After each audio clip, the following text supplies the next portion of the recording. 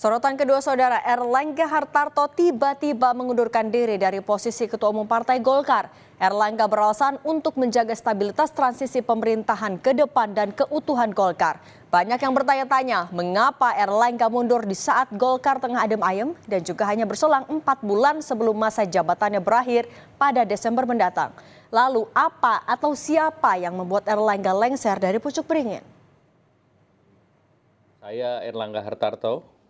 Setelah mempertimbangkan dan untuk menjaga keutuhan Partai Golkar dalam rangka memastikan stabilitas transisi pemerintahan yang akan terjadi dalam waktu dekat, maka dengan mengucapkan Bismillahirrohmanirrohim serta atas petunjuk Tuhan Yang Maha Besar, maka dengan ini saya menyatakan pengunduran diri sebagai Ketua Umum DPP Partai Golkar.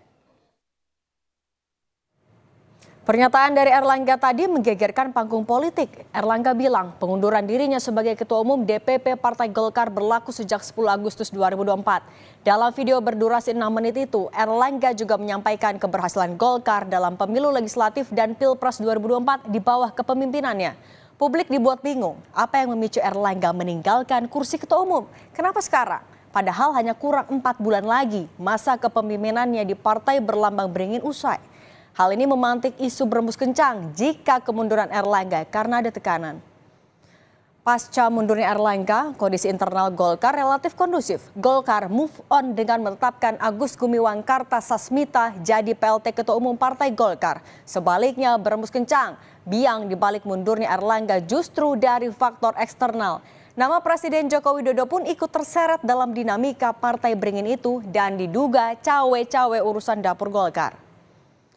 Apalagi Erlangga sempat bertemu 4 mata dengan Jokowi di Istana Kepresidenan 1 hari sebelum dirinya mundur sebagai Ketum Golkar. Saat itu Erlangga sempat merespons sejumlah pertanyaan wartawan. Erlangga mengatakan dirinya memberikan informasi perkembangan terkini soal kondisi ekonomi. Ditanya isu yang bergulir, Jokowi sendiri membantah bahwa dirinya cawe-cawe terkait mundurnya Erlangga Hartarto dari kursi Ketum Golkar. Urusan internal partai. Di partai itu ada proses, ada mekanisme. Silahkan ditanyakan kepada Golkar, kepada Pak Erlangga. Ini di sini juga ada Golkar, Pak Dito, tanyakan.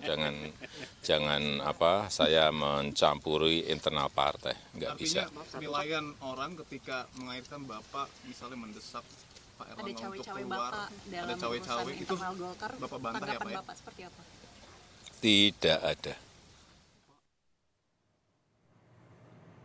Mantan Menko Polhukam Mahfud MD turut mengomentari pengunduran diri mendadak Erlangga Hartarto sebagai Ketum Partai Golkar. Mahfud menyebut teka-teki penyebab mundurnya Erlangga akan terjawab saat Munaslup Partai Golkar. Mahfud menyatakan ada 3 hal yang jadi kemungkinan mundurnya Erlangga.